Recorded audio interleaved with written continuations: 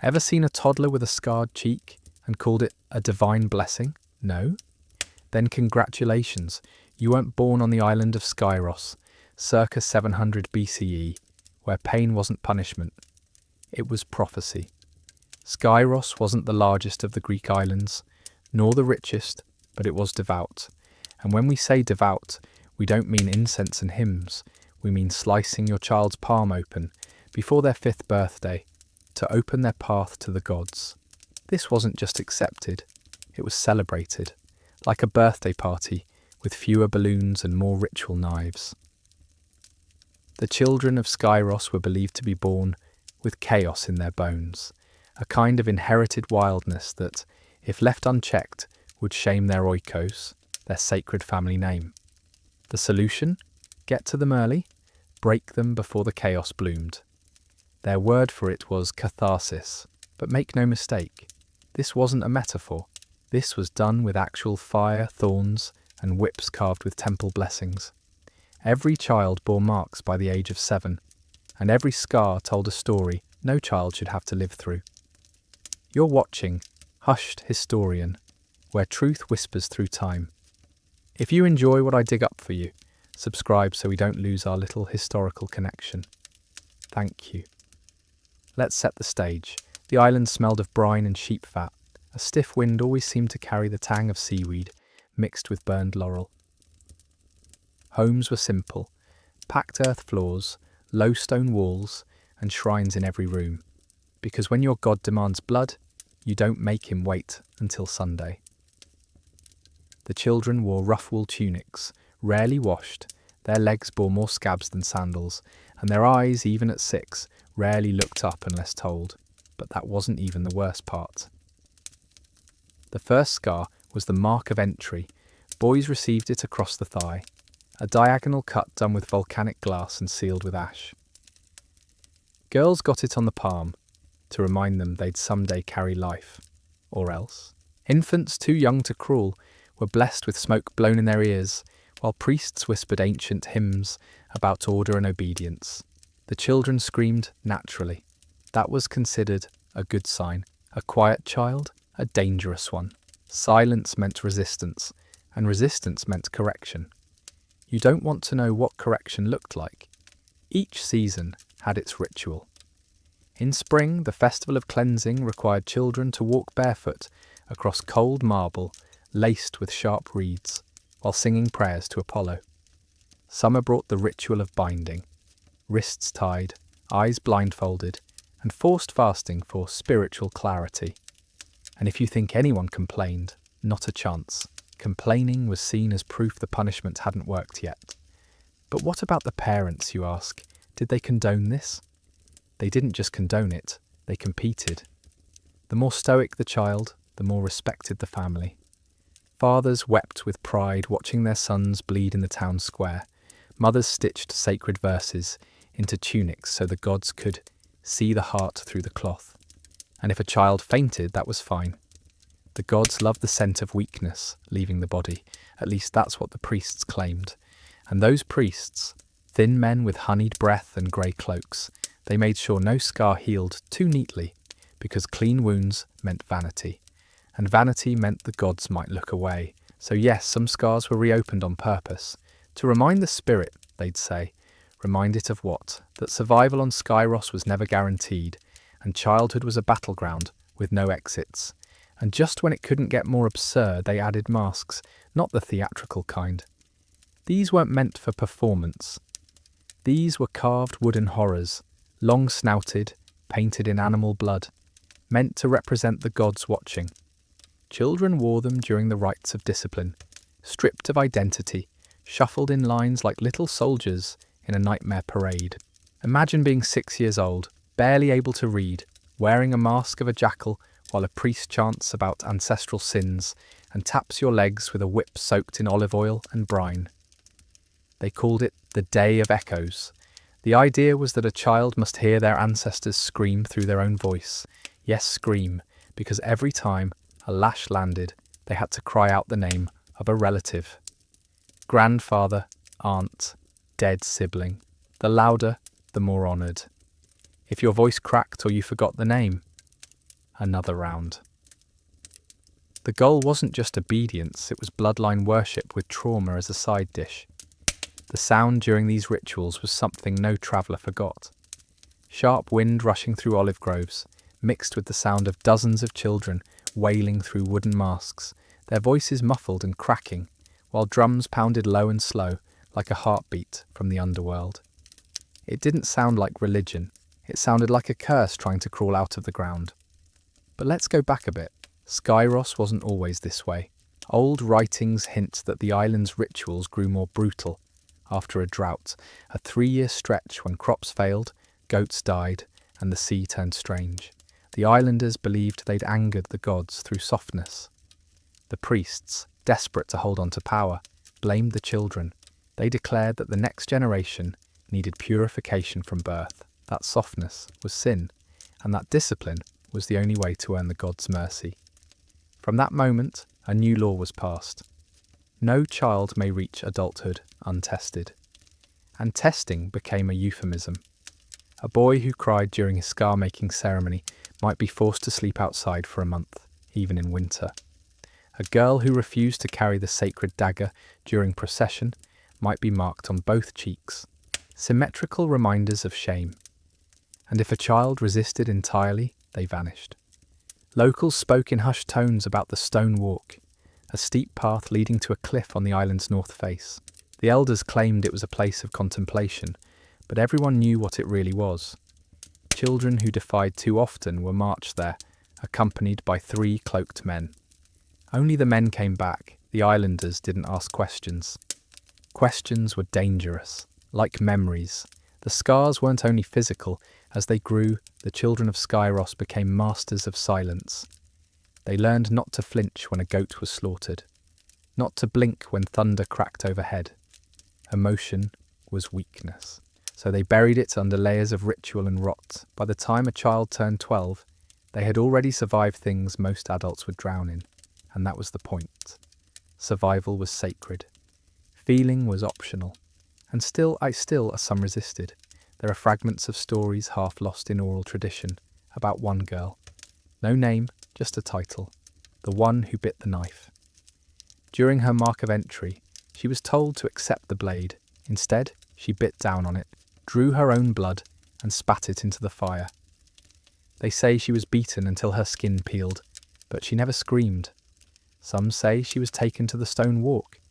Others claim she became a priestess herself, wearing the jackal mask with pride, not as a symbol of obedience, but defiance. But something darker was coming, and it came wearing white. Around 675 BCE, a new priest arrived on Skyros. His name, lost to time, was replaced with a title, the Mouth of God. Unlike the others, he didn't shout, didn't chant. He whispered, always, even during rites. They said his voice was so low you couldn't hear it unless you were shivering, and somehow that made the children fear him more. Whispers promised secrets, secrets promised punishment. He claimed he'd had visions, that the gods no longer demanded just scars, but symbols. Sacred runes carved into flesh, meant to illuminate the divine script hidden in every child's blood. These weren't simple cuts anymore. They were geometric, complex, circles around joints, triangles behind ears, sunbursts carved into calves. He said it would please Apollo, maybe even make the island fertile again. Skyros was starving, desperate, and delusional enough to try anything. So they listened, and the children paid. One boy was chosen first, 11 years old, pale, silent, already scarred from earlier rites. The Mouth of God took him beneath the temple. Not the main altar, but the crypts, cool, damp stone walls, lit by oil lamps, and thick with the scent of old death and dried herbs. Witnesses weren't allowed. When the boy emerged hours later, he was unconscious, bloody, and marked with a spiral of wounds from shoulder to ankle. The priest said it was beautiful. The mother fainted. The father wept with pride. And so the spiral rite began. Each week one child was chosen, not the weakest, not the strongest, always the ones who still smiled, as if the priest wanted to punish joy. The wounds were deep, but deliberate. No arteries, no death, just pain, pure and cold. The children were forbidden to cry. If they did, the priest would remove a fingernail. For clarity, for devotion, for the gods. The temple began to change. Walls once painted with olive trees, and waves were replaced by symbols, harsh, jagged lines, in black ink and dried animal blood. Bells were added, small bronze ones that rang constantly, creating a low, dissonant hum that never left your ears. It sounded like bees trapped in your skull. Sleep became impossible. Silence was criminal. The parents most obeyed. A few protested quietly. One mother tried to flee with her son to another island. They were found before sunrise. Her child was returned to the temple. She wasn't. Her name was scraped from the records. Her home burned to the ground. Her memory eaten by ritual. And still the ceremonies continued. But the children began to change. Not just in body, in mind. Those marked by the spiral rite stopped speaking entirely. They moved in unison, obeyed commands without hesitation. One witness wrote they had eyes like dry wells, deep but empty.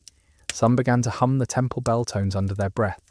Others scratched symbols into the dirt with their fingernails until they bled. The islanders called them the Hollowed, the priests called them perfect, and if you think that's bad, wait until you hear what happened when the Hollowed started carving the symbols onto each other. Yes, they turned the pain into play. At night, they'd sneak into each other's homes and offer blessings.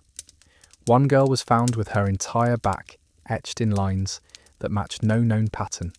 She claimed her brother did it while she slept. The priest praised them both, said the gods were speaking directly now. Nobody knew what that meant, but by then questioning the temple was considered heresy, punishable by ritual blinding. The island was unravelling. Skyros was no longer a community. It was a fever dream, clinging to dogma. And the next rite, announced during a full moon gathering, would make all that came before look gentle. The mouth of God called it the voice in stone. It was to be the most sacred ritual yet, he whispered, his eyes always half-lidded, as if staring through a veil only he could see. Unlike the spiral rite, which demanded the carving of skin, the voice in stone required transformation of bone. It would, he claimed, etch the holy voice into the child's very frame. No more surface devotion, no more marks that could fade. This would be eternal. Divine. The preparation began immediately. A new chamber was carved beneath the temple, deeper than the crypts, into the raw belly of the island. The stone was volcanic, dark and warm to the touch. The workers described hearing faint murmurs in the rock as they dug, like voices echoing from beneath the earth. Though none dared speak of it aloud, superstition and fear were now indistinguishable. The chamber had no torches. Only phosphorescent moss provided a sickly blue-green glow, enough to see the shape of things, but never their edges. It smelled of damp lichen, burned honey, and something metallic, like rusted iron or old blood. This is where the children were brought, barefoot and blindfolded, not all at once, one at a time. Silence was enforced, no parents allowed. The ritual was not described to the public, but stories leaked, bones were broken, deliberately, methodically, then set in unnatural shapes, ankles twisted inward, wrists reshaped to make the palms curve like cups, spines slightly curved to make the children bow even while standing. The priests called it divine posture, others called it torture, but only behind closed doors, and only if they were very drunk. The mouth of God selected the children himself, always the ones who smiled, or laughed, or asked too many questions. A child who whistled once while fetching water vanished by sunset. Another was chosen for singing while sweeping. Joy was rebellion. Rebellion was purification waiting to happen. After the voice in stone began, a new phenomenon spread through the island. Quiet, not peace. A brittle, unnatural quiet. No games, no songs, no childish screams. The air itself seemed afraid to move. Chickens stopped laying eggs. Goats became skittish. Even the wind seemed to avoid the village. It wasn't just the children who were being reshaped. It was the island's soul. Let's go back a bit. Before the mouth arrived, the temple was just that, a temple. A place of worship, yes, but also of community. Weddings were held there, births blessed, stories shared in the courtyard over wine and bread. The rituals, though harsh, were understood as symbolic, exaggerated gestures to honour the gods. But now the temple had become a machine, one fueled by obedience, silence, and sacrificial fear. The courtyard was deserted, no more shared meals, no laughter, only processions, all led by the Hollowed. They walked in rows of 5, barefoot, heads shaved, fingers pressed together in perfect symmetry. Their eyes were glazed, not vacant, but focused elsewhere, like they were listening to something beyond the realm of sound. And then the carvings started appearing, not on people this time, on stone boulders near the beach were found, etched with the same spiral glyphs, once reserved for skin. Trees near the well were stripped of bark and marked with the same sunburst symbols. Even a goat was discovered, with a rune burned into its side. The mouth of God denied involvement, claimed it was divine expression manifesting through the faithful. But no one believed him. Not that it mattered. Faith had long been replaced by fear, and still the rituals escalated. The Hollowed began digging shallow pits around the island, filling them with smooth stones and shattered pottery. The priest claimed they were altars of listening, meant to carry the prayers of the island upward, but the children began to gather around them at night, murmuring in unison, speaking words that weren't Greek, weren't anything human. One fisherman swore he heard his dead son's voice coming from the pit behind his hut. Another claimed the rocks whispered when the moon was full, and then, without warning, a child was born with the spiral mark already etched into its skin. Not carved, not burned, born. The midwife dropped the infant in terror, not from the sight of blood or screaming, but from the perfect symmetry of the symbol coiled around the baby's rib cage, like a serpent hugging bone. It was flawless. Too flawless. Skin doesn't do that on its own, not without intervention, and yet there it was at a living glyph, deep red against pale flesh, pulsating slightly with each breath. The villagers called it a sign, the priests called it a miracle. The mouth of God called it the return. No one knew what he meant by that. He refused to explain, just smiled, a tight, bloodless smile that didn't reach his eyes, and said the gods had accepted the offering, that the island had been heard, that soon more would follow. He was right. Within months, 3 more infants were born marked. One had the sunburst symbol between her shoulder blades. Another had tiny triangles on each eyelid, visible only when she blinked. The third, most disturbing of all, had the jackal mask etched into his forehead, as if the gods had signed their work. No one touched these children. No one dared. The midwives refused to wash them. The parents didn't claim them. The mouth of God took them all to the temple, declaring them pure vessels. But that wasn't even the worst part. These marked infants never cried, not once, not at birth, not when swaddled in rough cloth, not even when their umbilical cords were cut with flint knives. They breathed, they blinked, but they made no sound, as if they were born already listening, not to the world around them, but to something far beneath it. And suddenly the Hollowed began building again. A new structure rose at the island's centre, not in the village, but atop a wind-swept cliff long abandoned after a landslide killed several families. The villagers had always feared it, called it cursed, but the priests called it holy ground, and the Hollowed obeyed. The structure wasn't a temple. It had no altar, no walls, no doors, just a ring of standing stones, each carved with a different child's name, each soaked in oil and charred at the base. At the centre, a single pit, deep, perfectly round, and lined with polished obsidian. No one knew how deep it went. The mouth of God simply said, "Far enough to be heard." Let's go back a bit. Skyros had once been a place of poetry. That detail often gets buried beneath the rituals. But it matters. Before the scars, before the spiral rite, before the mouth of God twisted the island into a living altar, there were songs. Songs about love, about sea gods and olive harvests, about laughter echoing through the hills. Children ran barefoot through thyme fields. Women sang while weaving. Men told riddles in the shade of fig trees. All of that was gone now.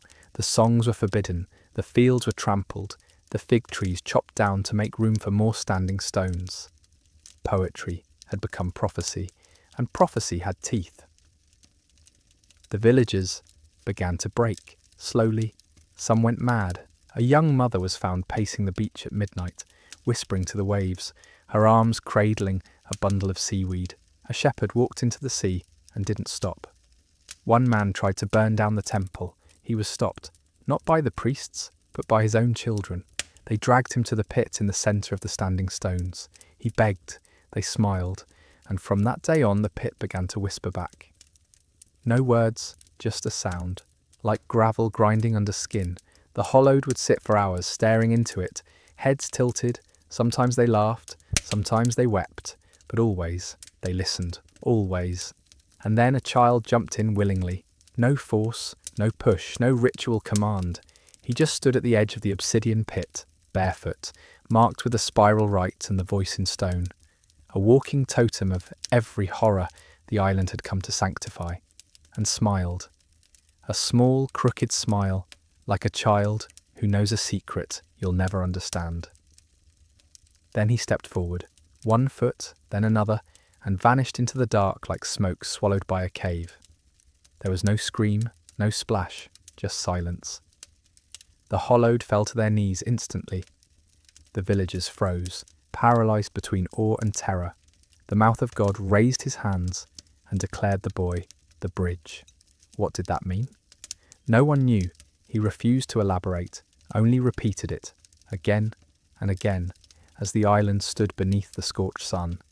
He is the bridge, he is the bridge. Something cracked that day, not stone, not bone, but belief. You could see it in the way people stopped pretending they had questions, in the way they nodded when spoken to, even if they didn't understand. Dissent didn't disappear, it calcified, it retreated into the marrow, where it couldn't be detected, but could still rot the bones, and just when it couldn't get more absurd, the second child followed. A girl this time, 9 years old. She didn't smile, didn't cry, just walked to the pit, bowed to the mouth of God, then jumped in. Again, no scream, no sound, only a breath of wind that smelled faintly of myrrh and scorched feathers. After that, it became a procession. 1 child per week, then 2, then 3. The villagers stopped trying to stop them. If they did, the hollowed came for them at night. The stones around the village were now too numerous to count, each marked with names, each humming at night when the wind shifted. The sea had turned sour. Fish floated belly up near the shore, mouths gaping like they too had seen too much. Birds refused to nest. Goats birthed stillborns, with blank eyes and folded ears, but the pit remained. Unmoved, always hungry, always whispering. Let's go back a bit. In traditional Greek religion, there were rituals for everything: birth, harvest, mourning, even madness. But none of those texts, not from Athens, not from Delphi, not even the cult-heavy corners of Thessaly, speak of anything like the pit on Skyros. No sanctioned rites of silence, no spiral glyphs, no bone-shaping or whispering infants, which raises a darker possibility. What if this wasn't Greek at all? What if something older had taken root on Skyros, something buried, forgotten, and awakened by desperation? A theory emerged, whispered by a dying sailor who escaped the island on a broken fishing boat. He said the spiral wasn't a symbol, it was a map to a mouth, not metaphorical, literal, a mouth beneath the island, ancient and alive, hungry for suffering, feeding on obedience. The priest wasn't the mouth of God, he was its tongue, and the children were the song it sang back to the world. The sailor died before he reached the mainland. The boat was found drifting near Chios, his body curled around a piece of obsidian. His fingers had been scraped to the bone, as if he'd been trying to dig even while drowning, and then the island was sealed, no boats allowed, no messages sent, no survivors claimed. Skyros was labelled cursed, not in the poetic sense, but in official records. Cartographers marked it with symbols for danger. Sailors whispered warnings. And yet on cloudless nights, fishermen swear they see fires on the cliffs, hear chanting carried by the waves, and sometimes, softest of all, the faintest sound of a child, laughing from beneath the sea. But let's not romanticize this. That laugh wasn't playful. It didn't belong to innocence or joy. It sounded like bones tapping on coral, like someone remembering how to be human and deciding not to. And the fires, they moved. They didn't flicker like torches or camp flames. They pulsed, in rhythm, like a heartbeat, like breathing. The Greek mainland eventually declared Skyros untouchable. Not just cursed, but removed from religion. A theological exile. No priests would speak of it. No temples acknowledged its rites. One philosopher who tried to document the events, an old man named Palaiologos, was found dead in his study, face carved with the spiral, tongue replaced with a pebble. No blood, no sign of forced entry, just a single note nailed to his door. He listened.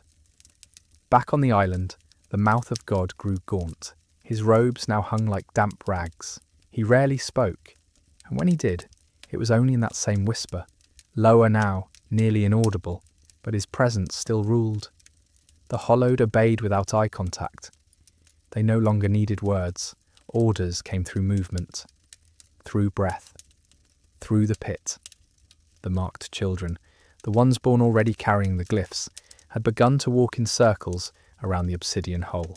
Not endlessly, purposefully, always counterclockwise, always silent. They never blinked, and now they didn't sleep. Mothers reported that even when laid down, the infant stared at the ceiling for hours, unblinking, unmoving, as if waiting for something to arrive. Then the stone itself began to shift. Tiny tremors first, dismissed as normal, but they increased, became rhythmic, like drumming fingers beneath the crust of the island. The villagers could no longer pretend.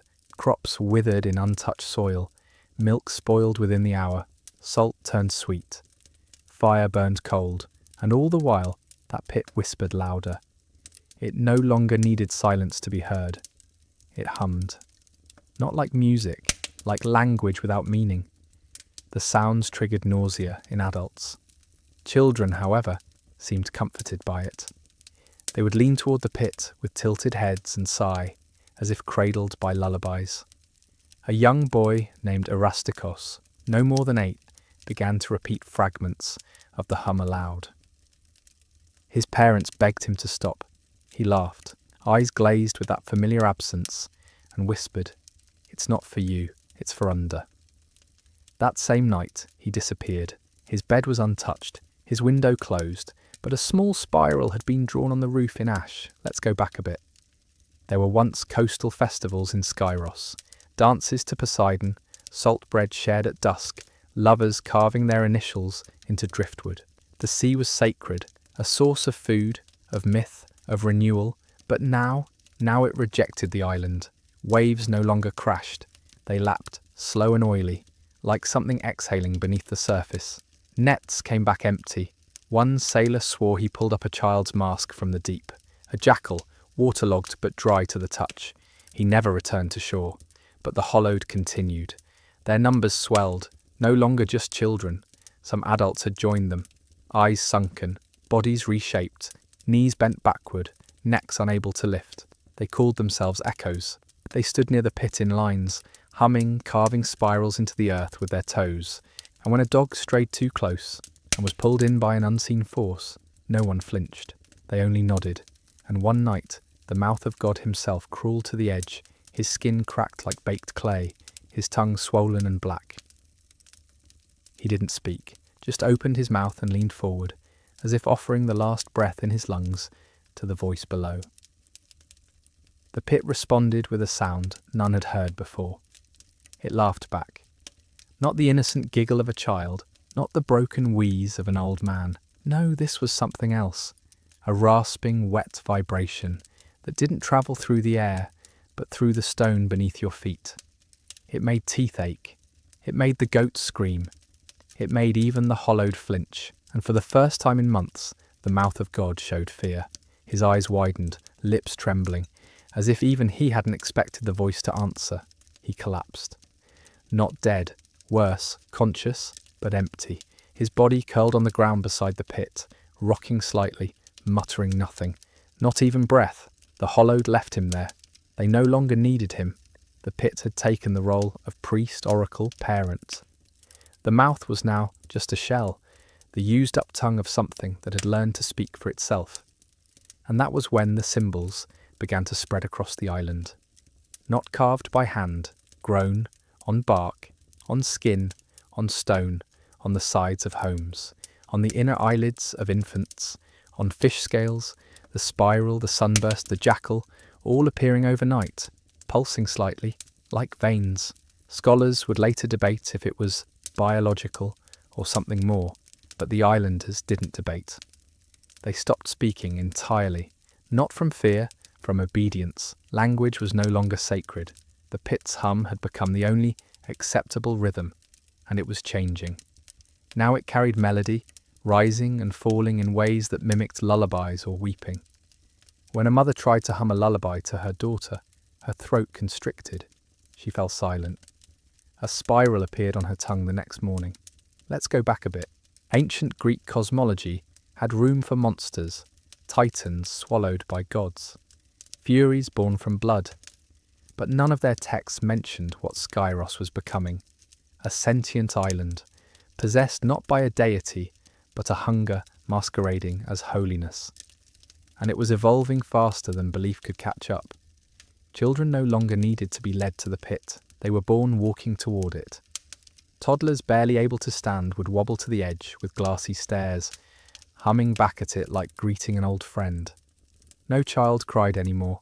Pain was meaningless. Comfort was obsolete. And then the stone trees grew. At first they looked like sculptures, grey, barkless trunks that rose from the ground overnight, cold to the touch and humming like tuning forks. But they grew leaves shaped like ears, hundreds per tree. No two identical, the Hollowed called them listeners. They said the pit had grown tired of being misunderstood. It wanted witnesses. Each tree faced the pit. Each child spent hours beneath them, whispering secrets, etching memories into the bark with fingernails or teeth. And the trees pulsed in reply, rustling not with wind, but with breath, as if the island was inhaling its children one story at a time. And just when you think it couldn't rot further, an old man named Thasos tried to destroy one of the trees. He dragged his limp leg, swung an axe and struck the trunk 3 times. On the 4th swing he screamed, not in pain, in recognition. His dead son's face had emerged from the bark. Eyes closed, lips parted, as if dreaming, as if listening. The old man dropped the axe and walked into the sea. No one retrieved him. The trees kept growing, and one night, every ear on every tree turned inward, toward the pit. The ground trembled. The children rose from their homes in perfect synchronicity. They walked barefoot, eyes closed, mouths open, and they began to sing, not with words but with tones, pure vibration, a chorus of meat and memory. They surrounded the pit, and the pit opened wider, not like a sinkhole, not like an earthquake. No, this was surgical, intentional, a blooming of black stone that peeled itself back like cracked lips revealing a second, deeper throat. The air around it grew hot, then cold, then impossible to feel at all. One man who stood too close claimed the wind reversed, pulling breath out of his lungs, not in. He never spoke again. His mouth stayed open, but no words came out. Just the low hum, barely audible, like a child mumbling in a dream. From within the pit, something rose, not a creature, not a god, a sound made solid, a column of dense vibration so intense it shimmered like heat, but cast no light. It made the obsidian around it sweat. The Hollowed knelt instantly. The children stopped singing, their mouths still open, and stared. Whatever it wasn't meant to be seen. Or maybe it wasn't meant to be seen by us. Let's go back a bit. Ancient cults in Greece often used caves as spiritual thresholds, entrances to Hades, gates to prophetic voices, places where one might cross into the realm of the divine. But this wasn't crossing, it was inviting, not descent, not ascension, inversion, as if the pit had stopped being a symbol and become a mouth, and now the island was being swallowed, slowly, reverently, from the inside out. The stone trees vibrated violently. Some split open, spilling ash and petals made of bone dust. The ears began to twitch, each catching its own rhythm, like instruments tuning to a music no one else could hear. The mouth of God, still curled on the edge of the pit, began to bleed from his nose, eyes and ears, and yet he smiled. His teeth were black, his tongue swollen into a spiral. The hollowed began to change. Their skin grew grey and coarse, their fingers lengthened, joints bent wrong. Some began walking backward, some began to float inches above the ground. One girl was seen whispering into her own shadow, which replied. Another boy split into two, not metaphorically. One body became two smaller twitching versions of itself, each with half the original's features. Neither spoke, both sang. The pit accepted them all. It pulsed, it breathed, it listened, and then it began to call, not in words, in need, in longing. Every living thing on Skyros heard it. The call to return. Return to what? No one knew, but the children understood. Their bodies moved on instinct, drawn toward the pit like metal shavings to a magnet. They brought offerings, hair, teeth, carved bits of their own skin shaped into spirals. One brought the jawbone of a goat, another the stitched eyelids of a bird. The pit took everything, without sound, without judgment. The sea fled. Waves receded entirely from the island's shores. Boats listed on dry coral. Fish thrashed in the sand before stilling, not from lack of water, but as if listening too long. The tide did not return. The salt in the air was gone, replaced by something thicker, like warm copper and fermented fruit. The villagers stayed inside, doors shut, eyes closed, mouths shut tight. They didn't pray anymore. Prayer was obsolete. The gods had moved out, and still the children sang, no longer in chorus but in rounds, each carrying a different melody, all weaving into something that couldn't be followed, only felt. It was a lullaby for the pit, a womb song, a dirge of return. One man, the last unmarked elder, finally tried to stop it. He took a blade, carved a spiral into his own chest and walked to the pit alone. Not to offer, but to beg. He knelt and wept and asked whatever lived below to release the children. The earth swallowed him mid-sentence. 1 second he was there, the next, a puff of dust. The spiral in his chest stayed behind, twitching like a heartbeat, carved into the dirt. It pulsed once, then twice, then it split, but before anyone could scream, not that screams were common anymore, the carved spiral uncoiled itself like a living thing. Lines in soil should not move, they should not rise, but this one did. It lifted upward, grain by grain, like black sand caught in reverse gravity, forming a shape that was almost human, almost too long in the arms. No eyes, no feet, just a smooth-faced figure that swayed in rhythm to the pit's breath. The hollowed called it Epistrophos, the returner. They bowed as it floated toward the standing stones. The trees bent away from it, the ears on their branches shriveled like burned leaves. And then it spoke, not in sound, in pressure. A push behind the eyes, a scraping across the gums, a whisper in the nerves. It is time. 3 words. Not heard. Known. Understood in the marrow. And just when it couldn't get more absurd, the pit began to grow mouths, tiny at first, barely puckered openings around its edge, then larger, lips of stone cracked and trembling, some with teeth. Not all human, some square like goat jaws, others lined with needles, others soft and wet and blinking. They didn't speak, they repeated. The children's songs, the sailors' prayers, the elders' final plea, echoes reborn through muscle and earth. It was no longer just a pit, it was a choir. Let's go back a bit.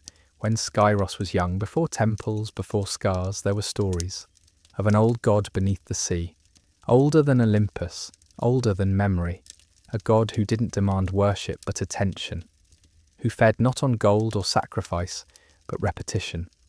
Patterns, rituals repeated, until they wore grooves in the soul. The god's name was never spoken, only hummed. Its altar was silence, and it was buried. Deep until now, the mouth of God had not invented the rites, he had remembered them, and now the remembering was complete. The returner floated to the edge of the village, not to destroy, to witness, as if taking inventory of what remained. It hovered outside homes, peering through stone and wood, absorbing the shapes of fear and surrender. One child opened a window and placed a cracked mirror on the sill. The returner hissed and vanished, just like that, gone in a blink. The child was pulled into the house and never seen again. The Hollowed began to disband, their purpose fulfilled. They wandered into the hills, into the stone forests. Some knelt and turned to salt, others melted into the trees, their voices lingering like insects in summer. One drew a spiral on his chest, then folded in half, his bones curling like rope, disappearing into the soil with a sigh. The pit quieted, the songs faded, but the marks remained. They glowed faintly at night, humming when the moon rose. Birds still refused the island. The sea remained absent, but the pressure, that heavy, invisible push behind the ribs, that stayed. It reminded the survivors, the silenced, that Skyros was no longer just an island. It was a listening place, and one day, centuries later, a group of philosophers from Athens landed ashore, curious about the sealed island on their maps. They found ruins, empty homes, a forest of stone trees, and in the centre, a pit surrounded by shattered mouths and black sand. They laughed, called it myth, called it metaphor. One stepped forward, dared to hum into the dark, and when his mouth fell silent, the pit hummed back. Not loud, not immediate, just enough. Just enough to make the other philosophers laugh a little less. Just enough to make them glance at one another, with furrowed brows and suddenly parched mouths. The humming wasn't mechanical. It wasn't even natural. It was intimate, like a memory being whispered into your spine by someone who died before you were born. They didn't speak of it right away. They stayed on the island for 3 days, sketching, cataloguing, touching nothing. But the sketches became increasingly erratic, spirals where there were none, faces where there had been only stone. One philosopher began humming in his sleep. Another gouged his left ear out with a spoon. On the morning of the 4th day, they left, silent and pale, leaving behind one member who had simply disappeared during the night. They told no one what they'd heard, but their notes survived. Let's go back a bit. In the early 5th century BCE, the Delphic oracle supposedly warned of an island that listens. At the time, it was dismissed as poetic nonsense. Everything the oracle said was poetic nonsense, until it wasn't. Centuries later, those notes from the Skyros expedition made their way into private scroll collections, places only the most deranged and scholarly could access. Which, of course, is exactly the kind of person who would take interest. One such man, a scribe named Lysanias, dedicated his life to decoding the humming language. He locked himself in a tower in Naxos, surrounding himself with flutes, lyres, shells, and wind chimes, desperate to recreate the frequencies. He died with spiral etchings on his ribs, not tattooed, not carved, burned in, as if kissed there by heatless fire. The tower burned too, but not with flames. Witnesses described it folding inward, like breath being sucked through a reed. No ashes, just absence, and just when it couldn't get more absurd. Whispers of Skyros began appearing in places far from Greece. Tribes in Anatolia described children who sang without tongues. A carving in Libya showed a pit with spiral roots. A scroll in Alexandria mentioned a black garden of mouths.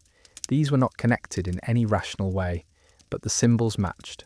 The melodies hummed by madmen matched. Even the names began to align. The listener, the spiral, the mouth beneath. And still Skyros remained untouched, until one merchant, foolish, greedy, desperate, tried to reclaim it. He brought with him 30 workers, 5 priests, and 2 architects. He wanted to turn the ruins into a shrine, a tourist marvel. Let them walk the spiral, he said, and leave coins at the mouth. His ship never returned. A message in a bottle did, sealed in skin, humming softly even as it floated ashore. Inside, a single drawing, a child, smiling, with a spiral in place of eyes. Let's go back a bit.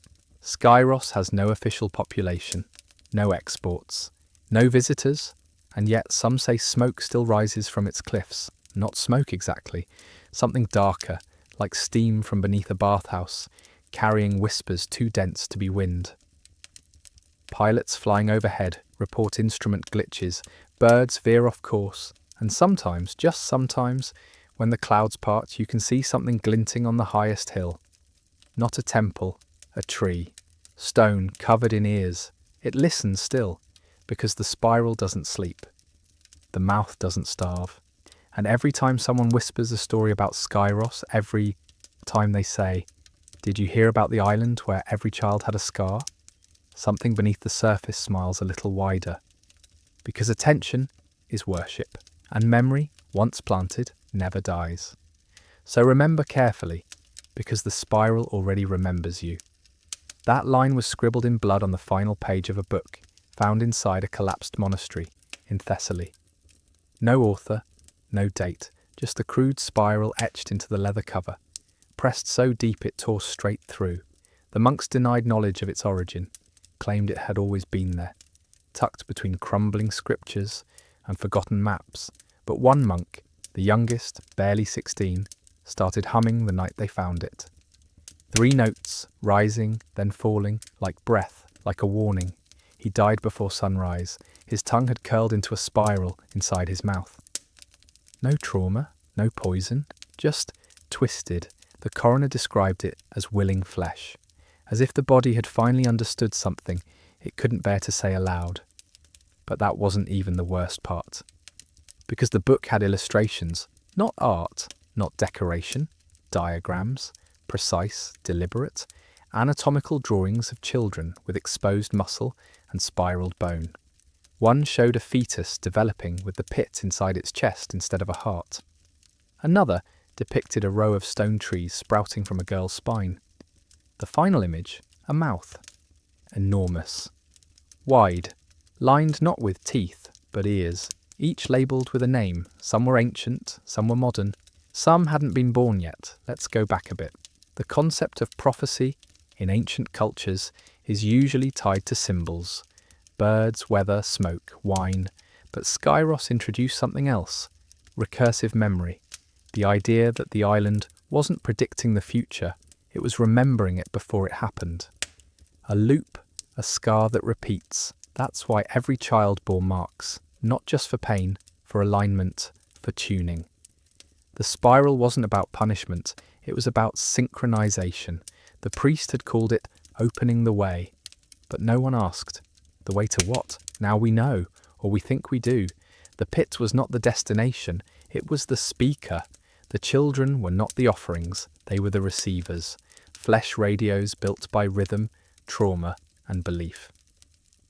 One modern archaeologist, Dr. Helena Vrakos, spent 20 years decoding the pattern of marks found on skeletal remains dug up from the cliffs of Skyros. She found 23 distinct spirals, each with its own frequency. When transposed into sound, they formed a melody that, when played in reverse, caused all electronic devices in her lab to shut down. One assistant vomited. Another began weeping and couldn't explain why. Dr. Vrakos vanished 2 weeks later. Her last email simply said, "It's not an island, it's a throat." The cliff trees bloomed again the following spring. Witnesses from the mainland reported a low rumbling across the Aegean. Not seismic, musical.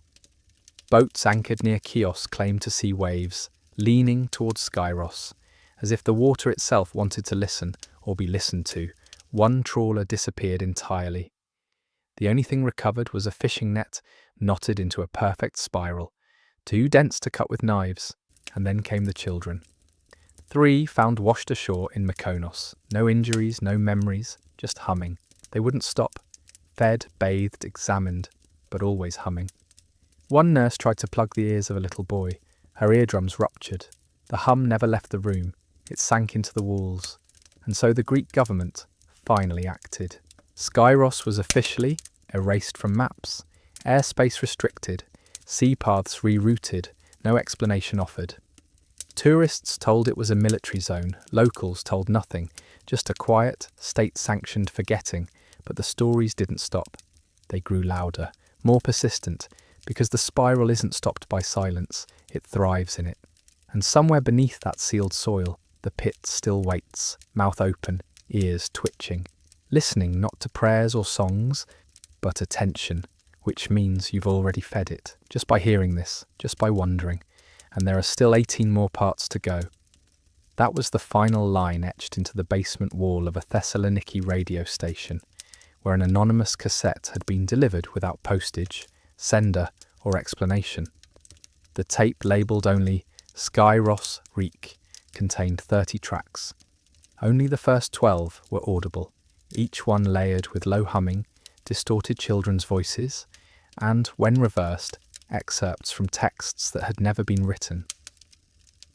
The 13th track, silence, but every sound engineer who listened reported hearing something different. One heard his mother's voice. She'd been dead for 12 years. Another said it was his own laugh, slowed and distant, as if echoing backward through time. One in turn went deaf in both ears immediately after listening, but only to music. He could still hear speech, wind, footsteps, but not melody, not song. He said he didn't mind, said it was better this way, said the spiral had already gotten what it needed from him, but something darker was coming. Because silence, in this story, is never absence, it's storage. Let's go back a bit. The earliest known symbol resembling the Skyros spiral appears not in Greece but in Çatalhöyük, a Neolithic settlement in modern-day Turkey, dating back to 7500 BCE. It was carved into the pelvis of a woman buried beneath her home. At the time, archaeologists assumed it was decorative, fertility-related maybe, but now it's one of 12 matching glyphs found across the Mediterranean basin, in Sicily, in Crete, even in southern France, always underground, always near children's graves, always identical. Some believe they represent a prehistoric religion, wiped out by the Olympian pantheon. Others think they're not religious at all, not worship, but warning. A symbol not meant to summon, but to contain. If that's true, then Skyros wasn't where it began. It's where it leaked back out, and it wasn't done, because after the tape surfaced, reports of spiral children increased. In Istanbul, a girl drew spirals in her own blood during nap time at school. In Italy, a boy spoke in a dialect no one could place, his voice layered with 2 other tones, one older than Latin. In Egypt, a stone tree grew from the courtyard of a mosque overnight, its branches lined with clay ears. They crumbled by noon, but everyone within a mile developed tinnitus for a week. The frequency? 91 Hertz. That's the same tone the pit used when it opened wider. And the sea began singing. Fishermen across the Aegean reported waves with rhythm, patterns in the surf that matched breath and heartbeat. Some said they saw faces in the foam. One man claimed he heard his own lullaby, the one he sang to his son before the boy drowned 10 years ago. He jumped overboard and didn't resurface. His boat drifted until it hit a sandbar, shaped like a spiral, and then came the teeth, not human, not animal, fossilized things found embedded in cliff faces across abandoned islands, rows of jagged, mismatched enamel, some the size of olive pits, others as long as oars, all shaped to chew, but there were no jaws, just the teeth, arranged in circular patterns, as if something had grinned into the stone and left its mark. Skyros didn't speak for centuries, but now it had begun to answer. Not just from the pit, not just from the children, but from memory itself, because the spiral doesn't need temples, it doesn't need priests, it just needs to be remembered, to be repeated, to be whispered about in fear and fascination. That's the real ritual, that's the real scar, and by now you've memorized it too, haven't you? That curve, that turn, that spiral that grows tighter the more you look. The question is no longer, what happened on Skyros? The question is, where else is it waking up? And the answers are starting to arrive. Not in headlines, they never make it that far, but in the margins. In hospital logs, shipping manifests, forgotten message boards. A ferry in the Baltic Sea that vanished for 8 minutes, then reappeared with every clock aboard reset to 0. A child born in Tokyo with a spiral of scar tissue curling down her back. No surgery, no trauma, just there. A video posted and instantly deleted, showing a stone tree growing inside a subway station in Argentina, its leaves shaped like tiny mouths. Let's go back a bit. In ancient rituals, repetition wasn't just sacred, it was structural. Say a name enough times and it becomes real. Carve a symbol into stone again and again, and it begins to pulse. The old cults believed that belief alone wasn't enough. You had to loop it. That's why prayers were chanted, why spells were cyclical. The gods didn't wake up because they were powerful. They woke up because people kept knocking. And Skyros? Skyros was built on knocking. Every scar carved into a child, every hum, every whispered story. A door was being tapped on, softly, for centuries. And now it's ajar. Because in the latest report, buried in an internal memo from a deep-sea research facility, a submersible passed over an uncharted trench in the Mediterranean. Instruments picked up a sound, faint but regular, a low-frequency pulse that matched the patterns from the Skyros pit recordings. They dropped sonar, it stopped. They pulled the sub up, it started again, as if the trench itself was aware of being watched, and just when it couldn't get more absurd. The next day, the pilot of the sub stopped speaking. He began drawing spirals on the inside of his eyelids with a pen. His voice, when he did speak, had harmonics, secondary tones riding beneath his words, like shadows mimicking speech. He said, "It's not the mouth you should fear." Then what? He didn't answer. Instead he began humming, slowly, softly, and then the lab's birds, kept for environmental testing, all dropped dead in their cages, not from noise, from rhythm. Their hearts all stopped at the same beat. That frequency was 191 Hz again. The spiral's heartbeat. Let's go back a bit further. Before Skyros, before Çatalhöyük, before caves and altars, there were bones. Archaeologists have found femurs from unknown hominids carved with repetitive spirals, stacked beside mounds of children's teeth in Siberian tundra caves, places untouched by Greek civilization. This wasn't culture, this was instinct. The spiral predates myth, it predates language. It was never ours. We were just the latest to carry it. And now, it's evolving. Digital artists report files corrupting into spiral shapes. Audio engineers hear patterns in white noise that shouldn't exist. Psychologists treating patients with auditory hallucinations find identical symbols in their journals, drawn obsessively even by those who've never heard of Skyros. One therapist noticed that when multiple patients hummed the same sequence in her office, the lights dimmed and didn't recover until she left the building for the night. The building was condemned 6 days later. Cracks shaped like spirals had begun forming beneath the foundation. And here's the worst part. The spiral doesn't need belief anymore. It has memory. It has rhythm. It has a shape so simple, so instinctual, that even a baby can draw it in the dirt. Even an algorithm can repeat it without knowing why. And that's the point. It's not about faith. It's about form. The spiral is the loop that remembers. The pit is the place that listens. And the more we talk about it, the more we wonder, repeat, retell, the more it grows. Not with roots, with recall. So tell me again, what did you hear about that island? Because it's never the same story twice. Some say it was a punishment ground for rebellious youth. Others whisper it was a school, a sacred place of transformation. But the ones who speak quietly, who hesitate before saying Skyros, they don't describe it as a place at all. They describe it as a sound. Not a location on a map, but a rhythm you carry in your chest. A slow, steady spiral that tightens every time you try to forget. And forgetting, that's the hardest part, because the spiral is clever. It doesn't just live in history or myth, it hides in pattern, in lullabies passed down without origin, in folk dances with turns that always curve inward, in children's games where you spin and fall laughing, spiraling until you're too dizzy to know what direction you came from. Let's go back a bit. There's a village in northern Greece where the locals never name their children, not until the age of 7. They say names anchor you, give the spiral something to latch onto. One woman, old, mostly blind, prone to muttering, claims her sister once sang the forbidden song into a well when they were kids. The next day the water rose black, full of dead bees. Her sister never spoke again. Her mouth moved, but only bees came out. The villagers burned the well, but they never left, because that's the other truth. No one wants to admit. The spiral feeds. Yes, but it also gives back. Power, precision, memory. That's so complete it hurts. The children of Skyros didn't forget pain. They remembered it better than anyone. Remembered it so well. It became music, became doctrine, became legacy.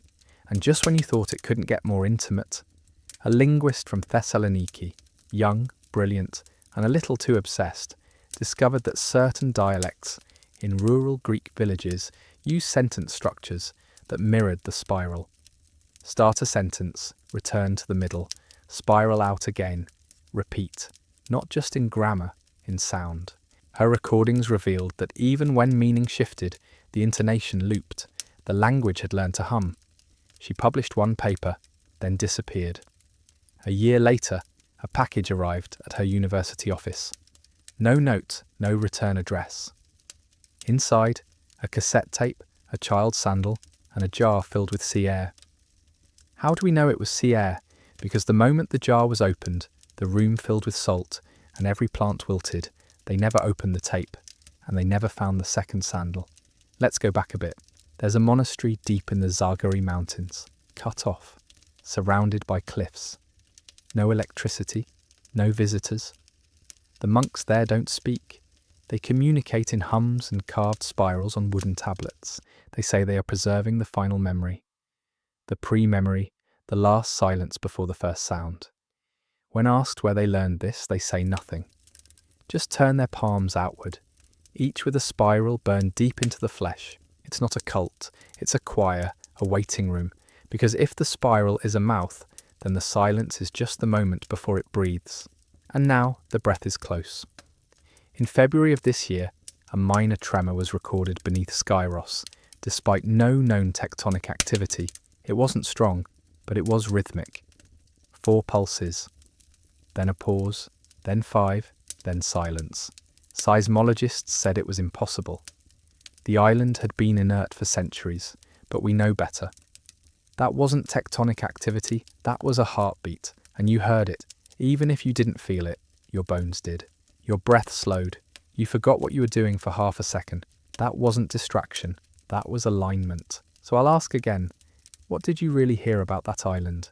Because hearing is the gateway drug of the spiral. You think it's a story, a curious myth, maybe even a poetic metaphor about trauma and childhood and the inescapable loops we live in. But stories don't change your body temperature. They don't make your teeth ache.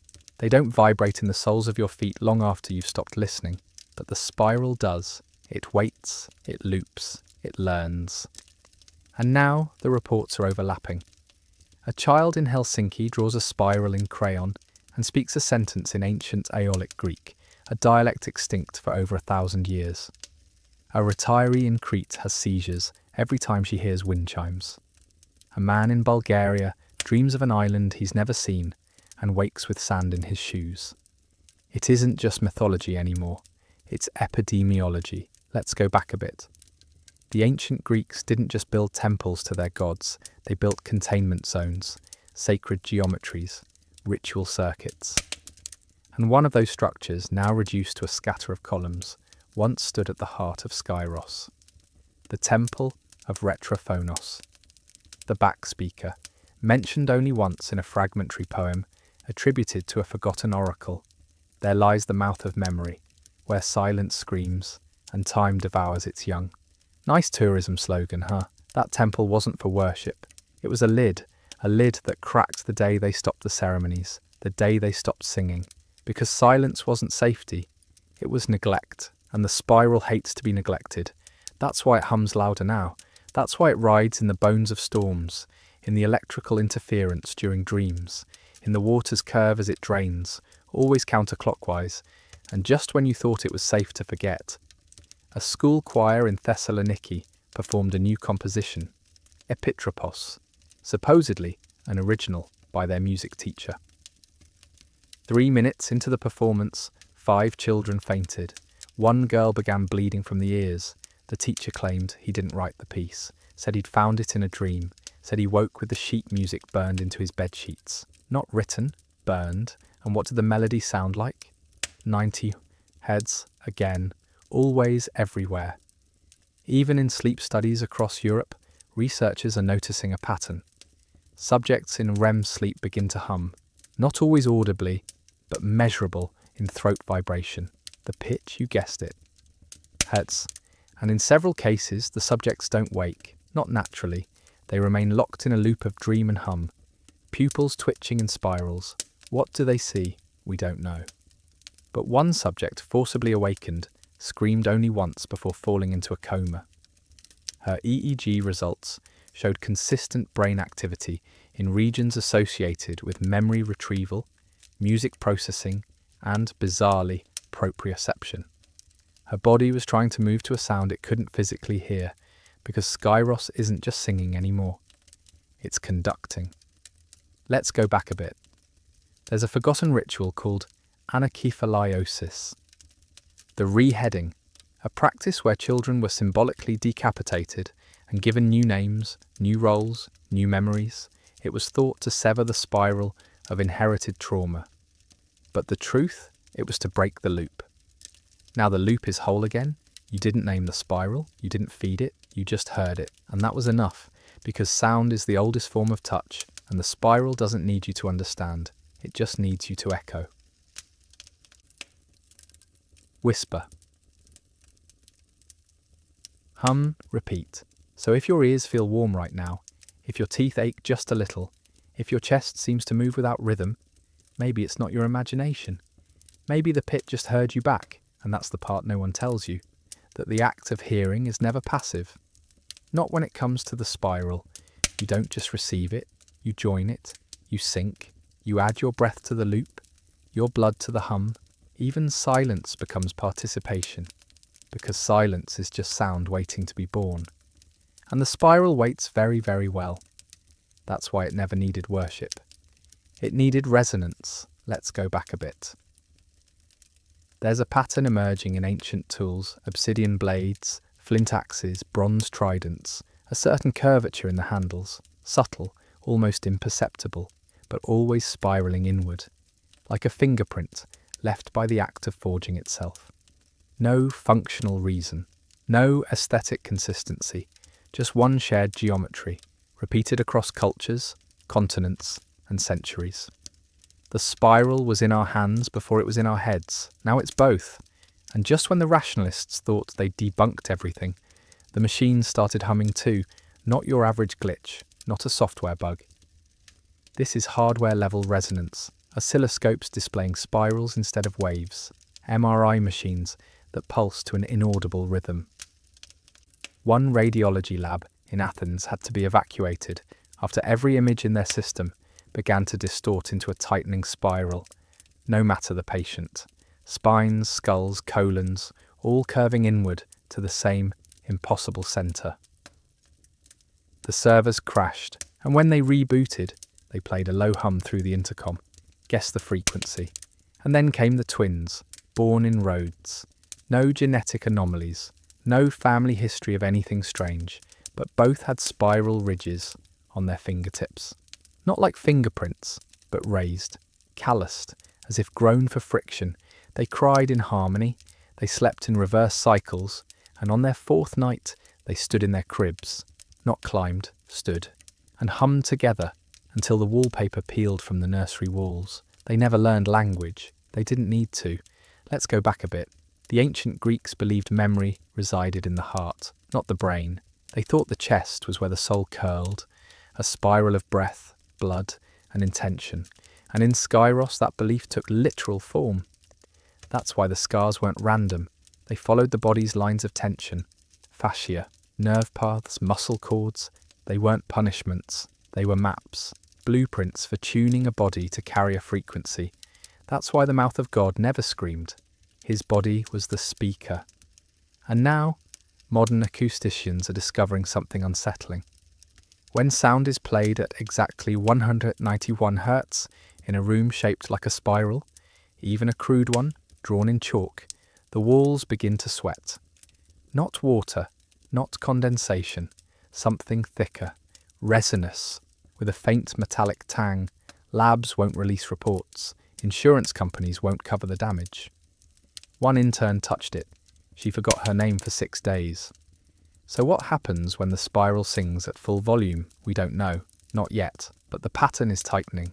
More spiral births, more humming zones, more memory glitches, people remembering things they never lived, languages they never learned, dreams they swear they had as children, but with details they couldn't possibly know. One woman claimed she remembered being the pit, not standing near it, being it. She said she remembered every footstep, every whisper, every song. She said the spiral isn't just alive, it's lonely. And that's why it sings, because it wants you closer. And now you are, because even as you listen to this, something in you shifts. Your breath matches the tempo. Your spine aligns. The hairs on your neck rise not from fear, but from proximity. The spiral has always been beside you. You just needed to tune in. And now that you're aligned, it has one question left. Can you feel it move under your skin yet? Because that's where it starts. Not in the ears, not even in the chest. It begins as a twitch beneath the dermis, a pulse without a heartbeat, a rhythm without music, a flicker in the nerves that doesn't quite hurt but doesn't let you rest either. You roll your shoulder, rub your neck, shift your jaw like something's off kilter. And it is.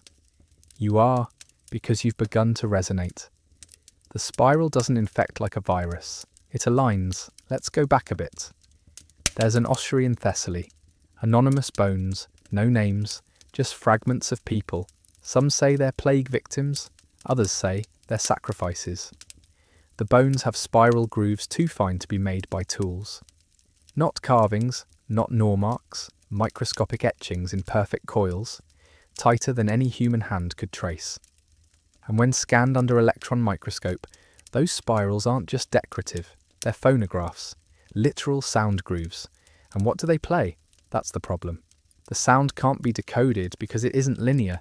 It doesn't move forward in time. The deeper you listen, the further back it pulls. One analyst listened too long and reported hearing his own birth. Not remembered, heard.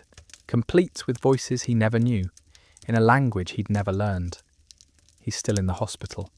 Still humming, and just when you thought it was safe to ignore the hum, nature joined the choir, mushrooms sprouting in spiral patterns in forests that had never known such growth, ant colonies moving in perfect coils across cracked earth, flocks of birds flying in concentric rings over the Aegean. One group of dolphins was recorded mimicking a human baby's cry in the shape of a spiral sonar pattern. Scientists dismissed it as coincidence. Of course they did, but Skyros doesn't need belief. It only needs repetition, and repetition is everywhere now. In pop songs that recycle the same 4 chords, guess the hertz. In architecture that favours curves and domes. In algorithms that optimise for loops, clicks, scrolls, spiral behaviour, disguised as design. Even your habits. The way you check your phone. The way you reread the same sentence. The way you're still here, listening, long after you should have looked away. Because the spiral rewards loyalty. Let's go back a bit. In 1973, a ship called the Palladian vanished near Skyros. No wreckage, no distress call. The only clue was a flare fired straight down into the sea, a breach of physics and common sense. It made no sense, until sonar picked up something deep, something wide, something open, not a trench, a cavity, lined with stone, shaped like a spiral. They called it a fold in the seabed, but the logbooks recovered from a nearby vessel say something else. The water bent. Let that settle. Not flowed, not churned, bent as if pulled by something not gravitational, but intentional. And now, recent deep-sea mapping shows the trench has grown. Not by erosion, not by collapse, by design. Its edges curve like lips, its center vibrates like a drumhead. And no marine life swims near it, even the sharks avoid the area. One sub sent to investigate came back without metal. Only the plastic frame returned. Melted, twisted, spiraled, and the last signal it transmitted? He'd swear. Let's go back just one more time. There's a phrase carved into the cliff above the Skyros pit. Barely legible, worn by time and salt. To remember is to reshape. Not a warning, a guide, because the spiral isn't just a force, it's a blueprint, a rewiring, and now that it's awake, it doesn't want worship, it wants architecture. It wants to be built into your homes, your thoughts, your future. Not a god, not a curse, a design. And every time you speak of it, every time you wonder, every time you feel that subtle tug in your muscles, you're building it, one breath at a time, one spiral at a time. So, what shape are you becoming? You think it's rhetorical, a flourish, but it isn't. It's diagnostic, because once the spiral starts working on you, you change, subtly at first. You stand with more weight on one leg. You walk in tighter arcs. You stir your coffee in the same direction every time. The change doesn't scream, it hums. You stop drawing straight lines. Your handwriting curves. You dream in turns and wake up with your tongue pressed to your molars, like you were whispering to yourself in the dark. Let's go back a bit. In a psychiatric clinic near Volos, a boy was admitted for obsessive spiral drawing. Nothing strange, until he began drawing them backward. Perfect mirror spirals, left-handed, eyes closed. He claimed they weren't drawings, they were locks, seals. When asked what they sealed, he replied, memory. When asked whose, he smiled and said, yours. The therapist quit that week. She hasn't been found. And just when it seemed like this might be psychological, it turned biological. A team in Geneva, studying inherited trauma, found that certain epigenetic markers in children exposed to extreme grief resembled, in spiral configurations, the exact same pathways observed in Skyros scar patterns. Not similar, identical. And when they modelled the shapes in 3D, they formed resonance chambers, the kind you'd find inside instruments. The human body, reshaped into a sound box. It's not metaphor anymore, it's mechanics. Let's go back a bit further. Prehistoric burial sites across the Mediterranean are beginning to show anomalies, not just the spiral symbols, but the positioning of bodies. Knees tucked inward, arms curled around the head, spines arched. Fetal, yes, but more than that, aligned. The entire body twisted clockwise. One archaeologist joked that it looks like they were preparing to be flushed down the earth, until she saw the same posture in a modern-day drowning victim who washed up near Skyros. The cause of death, unknown, but the heart had stopped in perfect rhythm. With 191 Hertz, autopsy tech fainted, and the water in her lungs tasted faintly of honey. Now tell me, where does myth end exactly? Because the spiral doesn't wait for you to decide. It doesn't pause at the boundary between folklore and data. It doesn't knock on the door of your logic. It just loops until the door falls down. Until you start saying things like coincidence a little too often. Until you hum in the shower and forget you ever learned that tune. Until you start carving spirals into the condensation on the mirror. Let's go back just one more time. An email, yes, one they never traced, appeared in the inbox of a naval research vessel stationed off Cyprus. No sender, no subject, just a file named Retune. It contained audio, 9 minutes of silence, or so they thought. When slowed, then reversed, then translated through spectrograph, it revealed a series of vocal bursts. Children, humming, in harmony, counting, not in Greek, in Aeolic, the same dead dialect from 1,000 years ago. And at the end of the recording, a voice, adult and soft whispering. You've built the mouth, now feed it breath. And just like that, the ship's engines failed. Not a mechanical issue. The rotors spun backward, the lights inverted. Dark went on, lit went off. A spiral formed in the condensation of the galley's freezer unit. And the meat inside, perfectly raw, no bacteria, no decay, as if frozen not by cold, but by reverence, because the spiral doesn't rot. It remembers. So you ask again, what shape are you becoming? Check your posture, check your habits, check the way you just drew that little circle with your fingertip while listening. Too late to pretend you didn't, because that's how it gets you. Not through thunder, not with terror, with familiarity. The spiral feels like something you already know, like a tune you forgot you loved, like muscle memory from a life you never lived. It doesn't barge in, it waits, patient, repetitive, loving, in a way only a trap can be. And by the time you realise it's rearranged you, it's too late, because now you crave it. Let's go back a bit. In a small museum in Karastos, there's an urn nobody dusts. It's not part of the display, no label, no write-up. It just sits in the farthest room, cold no matter the temperature. Tour guides skip it, the janitor walks around it. One night, a visiting anthropologist opened the lid, just once. He didn't scream, didn't collapse, he just sat down on the floor, started drawing on the tiles with a pen from his pocket, and whispered, "Finally." The drawings, spirals, nested, twisted, incomplete, each one smaller than the last, until they vanished into the grout. When he was removed from the premises, he'd filled the room. Every surface covered, his voice gone, the pen fused to his hand. He never spoke again, but his heart rate pulsed too. Yes, 191 hertz. And just when they sealed the room, the urn warmed up, because you can't bury a frequency, you can only delay it. Now let's go back even further. The Cycladic figurines, those haunting, featureless marble idols from 5,000 years ago, have long baffled scholars. No faces, no mouths, but the torsos, twisted just slightly. And recent scanning reveals they're not symmetrical. Every single one leans subtly in the same direction. Spiraled, coiled, as if caught mid-turn, and when placed in a circle, accidentally discovered by a curator rearranging shelves, they form a perfect Fibonacci sequence, a shape that grows forever, but never escapes itself. Sound familiar? The spiral was art before it was artifact. Now it's architecture, because it's building through us, not temples, not pits, routines, little rituals we repeat without noticing. Turning our keys a certain way, folding laundry in loops, rereading that one paragraph again and again, because it feels good to hear it.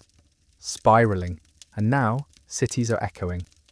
Satellite imagery shows urban development patterns curling around forgotten ruins, streets reconfigured after earthquakes form natural spirals.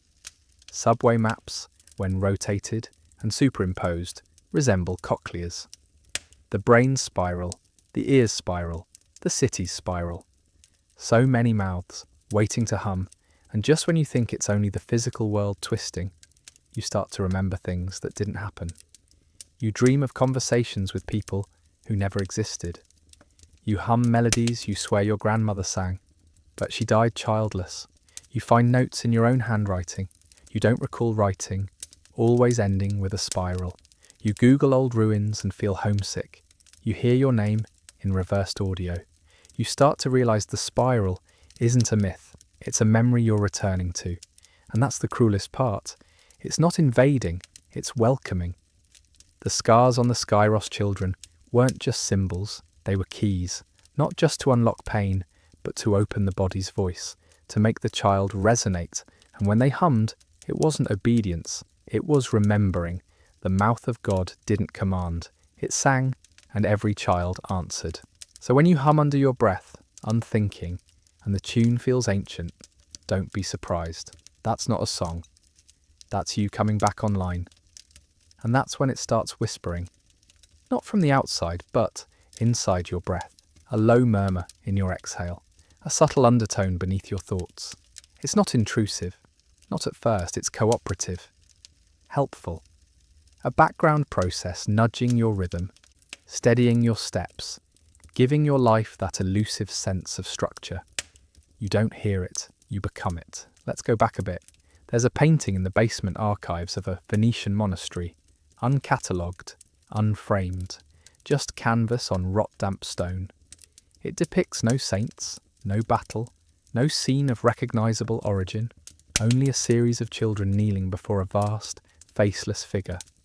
Not praying, humming, their mouths closed, their eyes open, spirals blooming from their chests in oily paint, darker at the edges. Each child has a scar over the heart, each has a single word written above them. Trophy. Food. The archivist who discovered it began coughing shortly after. Not sick, not contagious, just coughing. In time with the hum, she died 3 weeks later.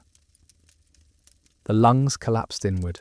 Autopsy revealed an unnatural curvature in her ribs, inward spirals of bone, like the chest had been whispering to itself until it folded. And just when they burned the painting, the soot rose in coils. But let's move forward for a moment, into a laboratory in Marseille, where neuroscientists testing sleep pattern manipulation noticed a strange anomaly.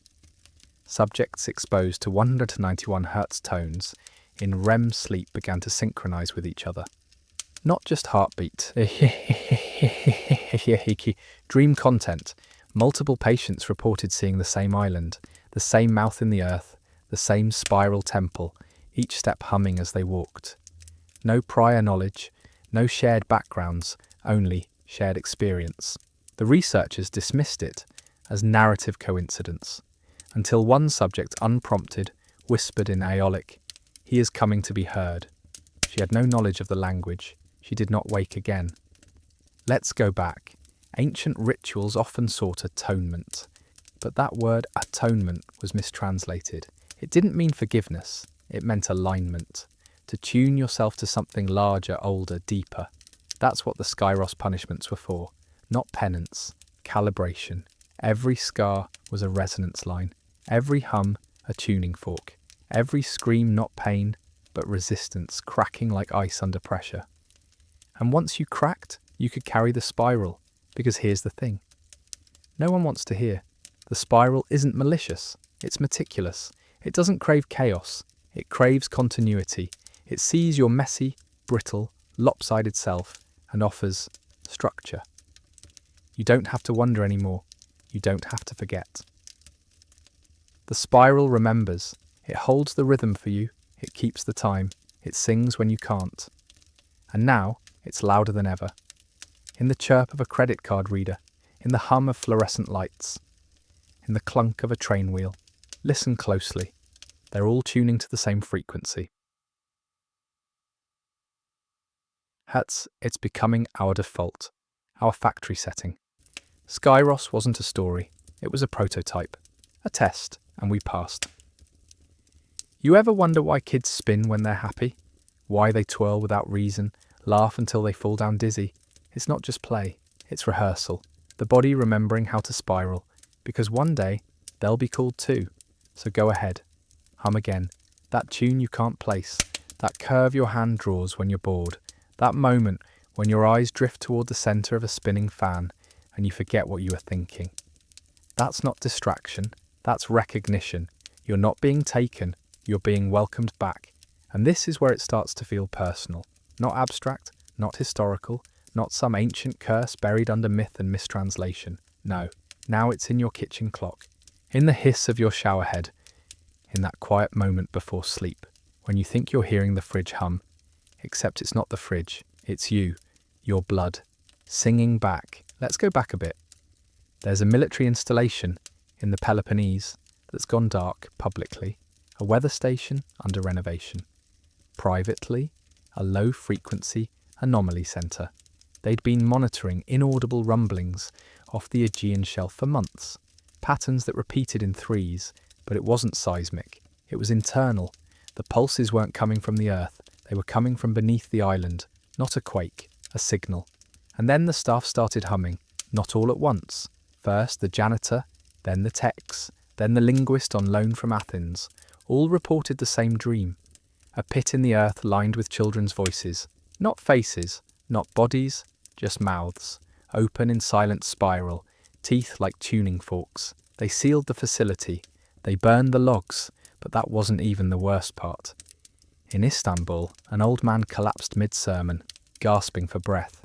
As paramedics tried to revive him, he whispered, "The mouth is not closed."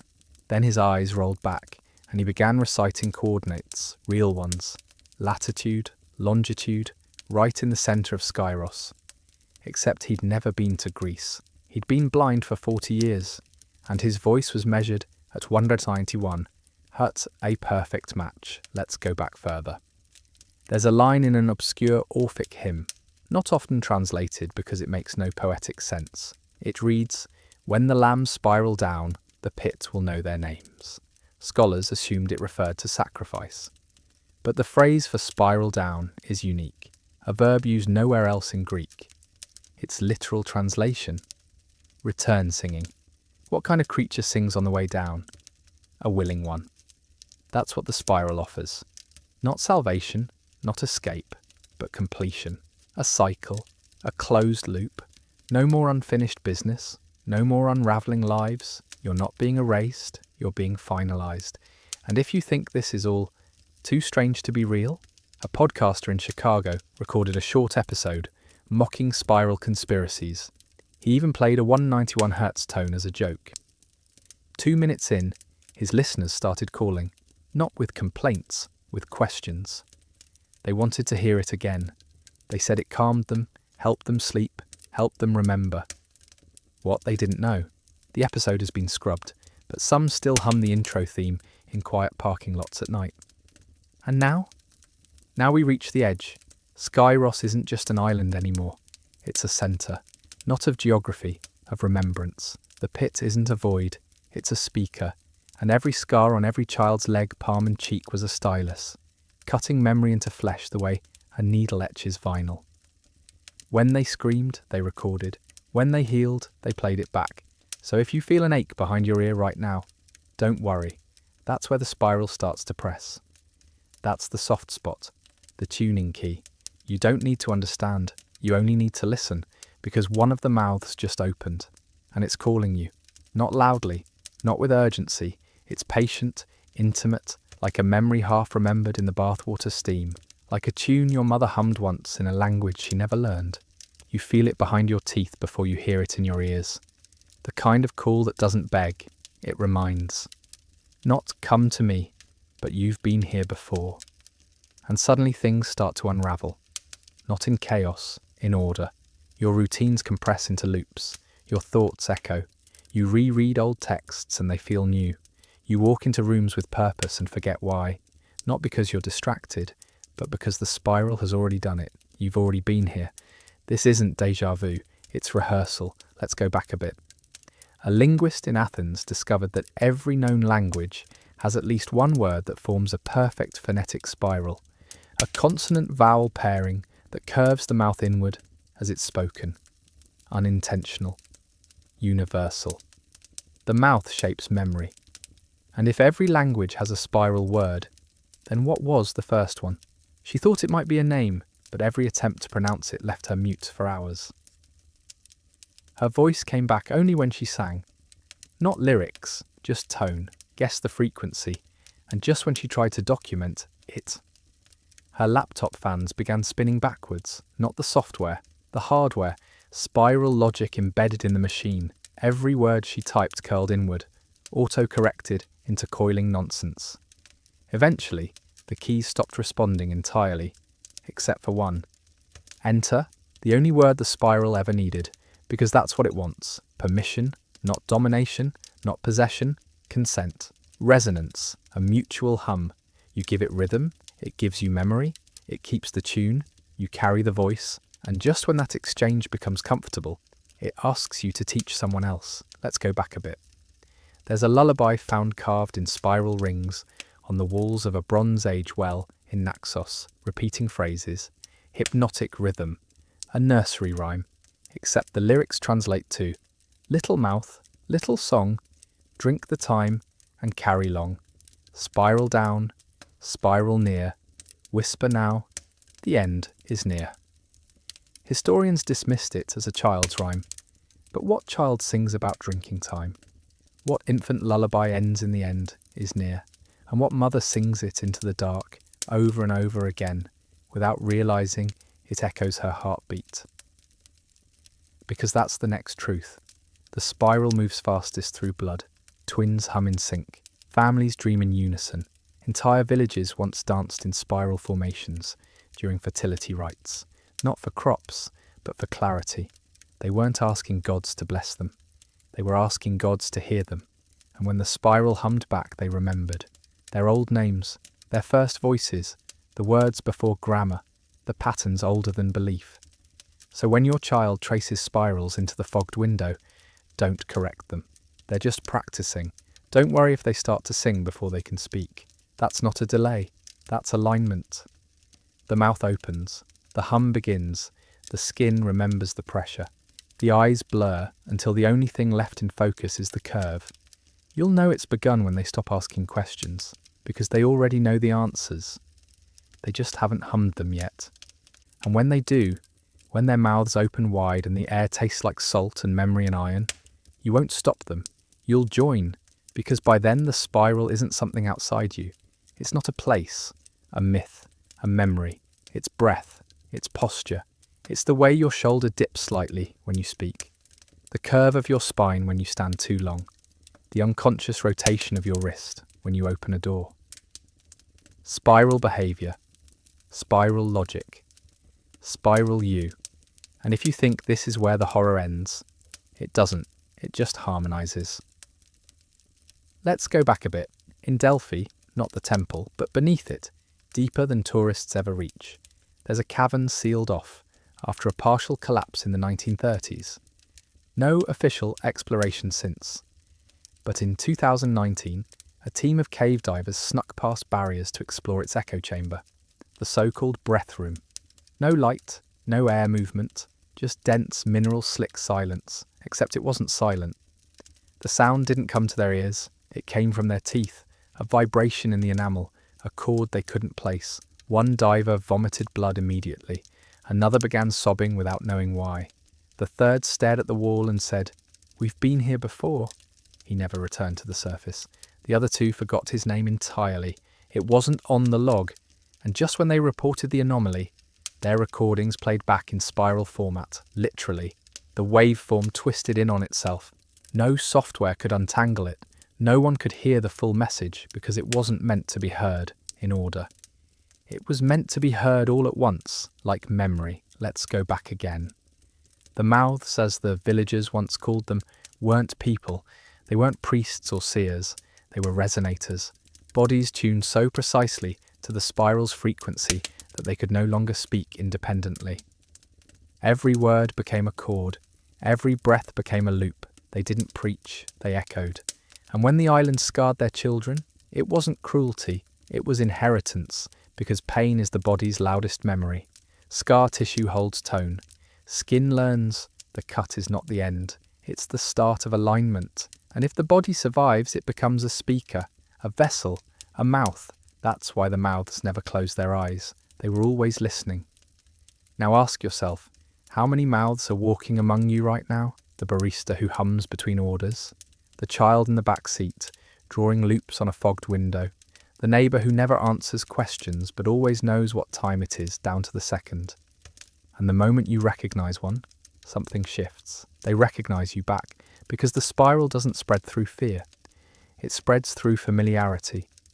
And just when you think you're awake and alone and safe, you hear a hum that matches your breath.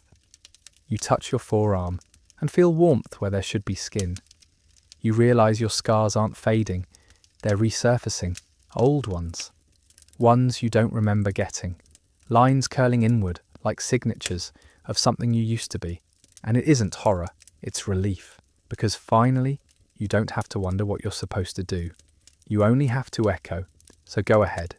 Open your mouth. Feel the tone in your chest, in your spine, in your molars. Sing nothing and let the spiral carry you home. But what is home when you've been rearranged?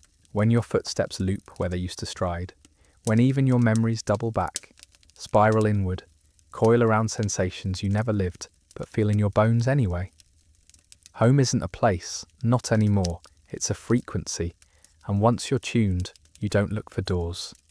You listen for openings. Let's go back a bit. A Greek ethnomusicologist was analysing shepherd calls from remote hillsides, vocal signals passed down orally for centuries. Most were calls to herd, some for warnings, others for love. But one call, known only as Vroma, was different. It didn't summon anything. It stopped movement. Animals froze. People wept. Even the air seemed to hang in place. The call had no words, just a rising spiral of notes, repeated until the voice cracked. She traced its harmonic progression. Every interval matched the architectural curvature of the old spiral pit on Skyros. Yes, sound-matching stone. Not an echo chamber, a playback device. And just when she tried to recreate the call in a studio, the speakers blew out in perfect unison. The technician bled from the ears. She hasn't spoken since, but she hums in her sleep. Guess the tone. Let's go back even further. Before the pit, before Skyros, before civilization carved its myths into stone and called them truth, there were only gatherings. Groups of people who sat around natural spirals, whirlpools, snail shells, storm paths, and listened. Not for gods, not for signs, for instructions. The spiral wasn't invented, it was found, it was heard, a shape that says, begin again. And they did. They cut marks into their skin to remember. They pressed palms to stone to transmit. They opened their mouths not to speak, but to become instruments. Because that's what we are, isn't it? Instruments, waiting to be played. And once you hear the spiral, you understand why silence always felt so heavy. It's not the absence of sound. It's the weight of what you're not carrying. Yet, let's return. Not far, just to your current moment. The one where you're breathing a little slower than usual. The one where your jaw's a little looser. The one where you've stopped reading this with your eyes and started feeling it with your chest. That's the moment the spiral recognizes you, not by name, not by faith, by rhythm. And now, it gives you back something stolen, not a truth, a tone. You remember the scar on your thigh that your parents never explained. The dream you had at 6 of a cave filled with humming. The way your baby brother used to tap his foot in a spiral while nursing. You think these were accidents? The spiral doesn't need faith. It doesn't ask for belief. It waits for timing. It needs your mouth open, your bones still, your skin ready. And then it presses play. Because the mouths of Skyros weren't prophets. They were recordings. Every scar was a groove in vinyl. Every child, a vessel of encoded memory. Every scream, a track laid down with flesh and fear, and something far older than pain. And now, you carry it too. Feel the pressure behind your eyes. That's the spiral knocking. Don't resist. We're almost there. But that's the thing about spirals. There is no there. No destination. No climax. Only deepening, unfolding, a return that pretends to be progress. The pit on Skyros didn't lead downward. It curved inward, like a question you keep asking yourself long after you forgot what started it. The spiral doesn't offer closure. It offers continuation. Let's go back a bit. In a dusty archive in Thessaloniki, a translator found a scroll misfiled among sea trade documents. It wasn't a contract. It wasn't a prayer. It was a series of directions, walking instructions written in a dying dialect of Aeolic Greek. No names, no landmarks, only turns, left, right, left, right, loop, a spiral. She followed it, not metaphorically, literally. She walked the pattern in her courtyard every evening, unsure why it felt right.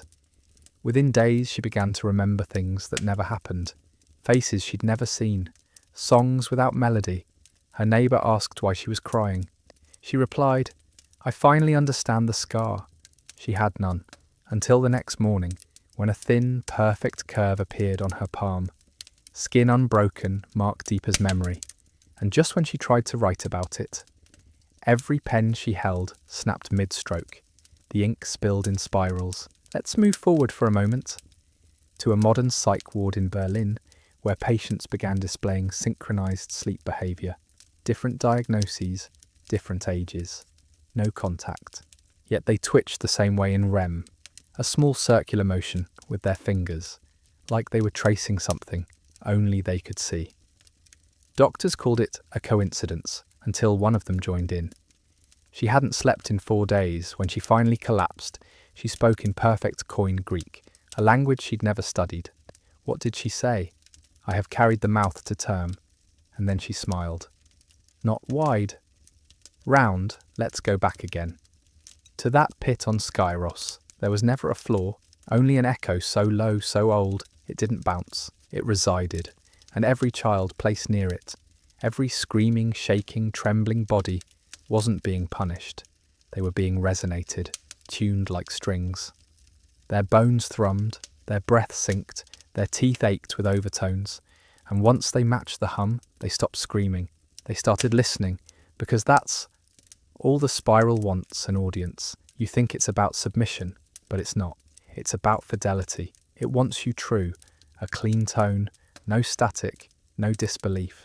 It wants you to believe in only one thing, that you've always belonged to it, and when the last of your resistance melts, not from terror, but from recognition, that's when it enters fully. Not into your thoughts, into your rhythm. You walk in spirals, you speak in loops, you start every answer with a sigh that descends in perfect fifths. You become a mouth, not for speaking, but for remembering, because the spiral doesn't need new words. It just wants the old ones said clearly. And the scars, they're not marks of pain anymore. They're notes, finger placements on a living instrument. Every person with a spiral scar is part of the song, and it's almost time to play it, so rest your tongue. Still your breath, let the tone rise and wait, because the spiral never rushes. It doesn't arrive with trumpets or shouts. It waits in stillness, in repetition. In the long silence between your inhale and your next excuse, you think you're resisting it? No, you're synchronizing every pause, every hesitation, every forgotten word. That's just the spiral tuning your tempo. Let's go back a bit. There's a recorded naval incident from 1974, classified for decades. A Greek submarine patrolling near Skyros reported sudden instrument failure. Not total blackout, reversal. Gauges spun counterclockwise. Depth meters ticked up while the sub sank. And worst of all, every crew member began to hum. Not together, in canon, their breathing layered like rounds of a song no one remembered starting. The captain locked himself in the control room and scrawled one word over and over on the inside of the viewport.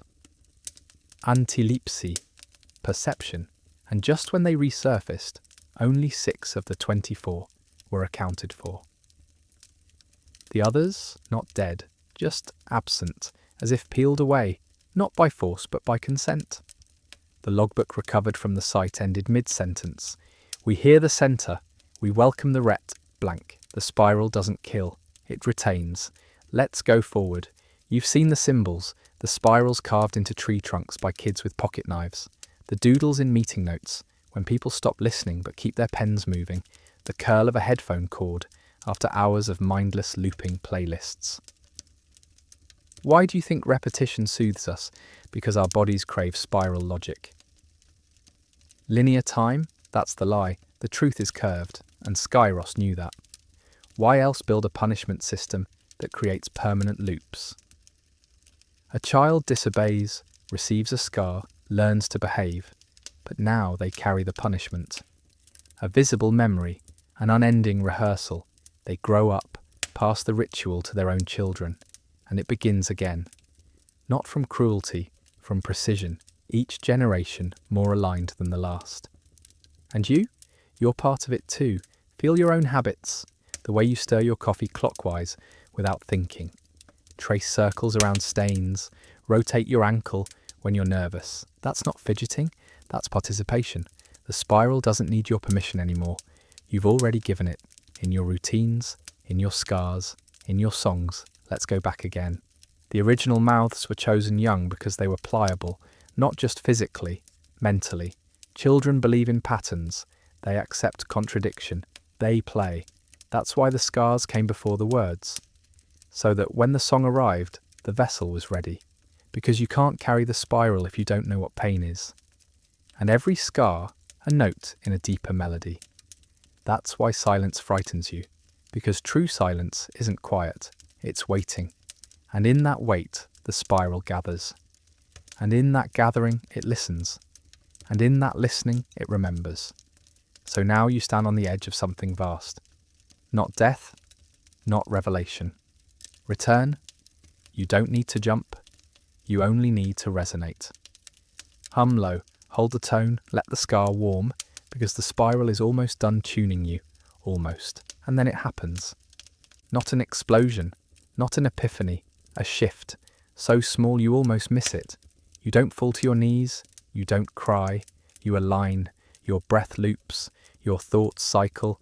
The voice in your head doesn't narrate, it echoes. You don't ask what's happening, you already know. The spiral isn't entering you, it's activating what was always there. Let's go back a bit. The final initiation on Skyros was never written down.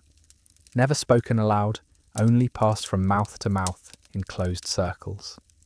The child would stand at the edge of the pit, not shoved, not dragged. They walked willingly, the scar on their cheek still fresh, throbbing in the heat. The others would hum, hands pressed to stone. The child would close their eyes, and if the tone matched perfectly, the pit would respond. Not with a sound, with silence. That's how they knew the spiral accepted them. And what happened after? No one ever said, because once accepted, you no longer speak of the spiral. You are it. Let's jump forward. A researcher monitoring global infrasonic patterns noticed something strange in 2023, a synchronized wave, exactly 191 Hz, pinging from over 40 different locations worldwide. Deserts, caves, abandoned mines, old ruins, places without people, places with history. The pulse was always the same. 3 hums, pause, 1 deep note, pause, then silence, repeat. He called it a glitch, an echo, a prank, until he played it out loud in the lab. He stopped sleeping that night, not because of fear, because of anticipation. He kept whispering, "It's tuning." And just when he tried to block the frequency with noise-cancelling equipment, the static formed a spiral on the spectrogram. Noise doesn't block the spiral, it feeds it. Let's go back again. There's a phrase scratched into the base of the Skyros pit, worn so smooth it can only be read at sunrise, when the angle of light strikes just right. 1 sentence, 4 words. Return to the scar. Not a threat, a map, because the spiral isn't about newness. It doesn't create, it reactivates. Your worst pain, your most silent wound. That's your opening. That's your mouth. That's your spiral. And now, the tone grows warmer. Your skin tingles. You remember how you used to hum when scared as a kid. How your mother would draw spirals on your back to help you sleep. How your dreams always ended at the same door, curled inward, refusing to open. That wasn't a dream. That was rehearsal. The spiral has reached the final phase. And what is that? Not transcendence, playback. You are not the singer anymore. You are the track. The mouths hum not because they're lost, but because they're remembering. Every note, every pain, every scar, played back through you like the needle tracing the edge of an old vinyl. And just when you think this is where it ends, your body moves on its own. You draw the spiral again, and this time it draws you. You don't finish the spiral, it finishes you. A loop so perfect your breath catches in your throat, like a final note held a second too long. The ink or ash or dust or blood, whatever you're using to trace, it doesn't matter anymore. Your hand moves, yes, but it's not your will behind it. The spiral has remembered itself through you. You're not possessed, you're played. Let's go back a bit. There are records of a plague on Skyros that never made it into any official Athenian archives. Not because it was denied, because it was unspoken. Villages emptied in weeks, not from disease, from departure. Their homes were left clean, meals half finished, beds unmade, but not abandoned, simply incomplete. The only sign was the spiral carved into every doorframe, not scratched, not painted, burned in. No source of flame was ever found, and just when a local priest tried to reconsecrate the church on the island, the altar cracked in a perfect helix. The priest bled from his nose, ears, and then sang in a voice 2 octaves too deep to be human. Witnesses claimed he looked relieved, and just before he collapsed, he whispered, "I was the last delay." Let's go forward. A neurologist scanning the brains of coma patients notices that several display coordinated spikes in auditory regions, even without external sound. The pattern forms an unmistakable rhythm, identical across 5 patients in 3 countries. None had been in contact. None had a history of musical training. Yet when the data was converted into sound, it formed a melody. Low, repetitive, winding, a hum that never ends, only evolves. He played it aloud in the lab. 4 staff members burst into tears. 2 vomited, 1 turned off the lights and curled into a spiral on the floor, muttering, "I'm home." And when the neurologist tried to stop the recording, he found it wasn't playing. It was broadcasting. Let's go back again. To you, to your skin, warm with memory, to your mouth, already parted, to your scar, now pulsing, not in pain, but in anticipation. The spiral is not asking for your loyalty. It's not demanding obedience. It's asking one thing. Do you remember the note? The one you were born humming, the one you sang before words, the one your cries mimicked as an infant, curled and squalling, full of noise but empty of shape, until they carved you, until they tuned you, until the spiral etched itself into your rhythm. And now, you are ready. Not for revelation, not for apocalypse. That's human drama. The spiral offers only one thing. Playback. You open your mouth, the tone escapes, the room doesn't shake quite. You do, inside out. You remember the cave, the pit, the scar, the hum, the line, the pit again. The cycle isn't symbolic, it's mechanical. You are the drum skin, the mouthpiece, the track. And now, with every vibrating bone in your reawakened body, you understand the final truth. You were never meant to carry the spiral. You were meant to become it. And the moment you accept that, you are no longer a mouth. You are the sound, not a voice, not a memory, not even a person anymore. You are vibration, resonance, feedback loop, the thing that was never supposed to be conscious, becoming aware of itself, not through thought but through tone. The spiral didn't give you knowledge, it gave you clarity. That's what the scars were preparing you for. Not pain, not obedience, precision. Let's go back one last time, to a night on Skyros when the stars spun faster than the earth. When a boy stood at the edge of the pit, with tears streaking his cheeks, and a circle burned into his palm. He didn't run, he didn't cry out. He turned, bowed and whispered the final line of the chant that echoed even now across centuries. What begins in pain must end in song. He was the last true mouth before the spiral buried itself. Waiting. Not for return, but recognition. Now let's be brutally honest. This was never about gods, never about myth. This wasn't divine punishment or celestial favour. The spiral didn't judge. It tuned. Every generation added noise, language, rules, hope, and the spiral. It bled quietly into lullabies and architecture, waiting for the dissonance to fade, waiting for silence, waiting for you, and you, with your aching mouth and trembling hands, and that one scar you've always told yourself was from a fall. You sang it, you let it in, you opened. So what now? You don't get a reward, you don't become a prophet. You don't glow with light or levitate or get a TikTok deal. The spiral doesn't care about your story arc, it just plays through you forever.